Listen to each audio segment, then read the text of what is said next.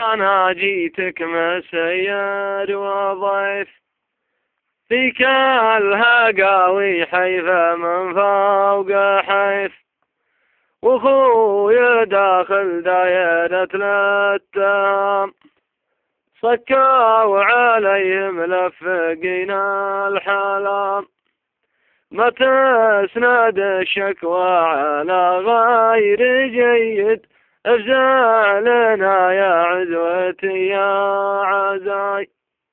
رد عليه بن سعيد يقول: يا خيال الهدل وانا ابو منيف، ابشر بعزك خابت ما الضعيف، لك في البحر قوم وفي البر قوم، واخوك لو هو حل ولا حرام، ما هو بخارج دايرة له تمام.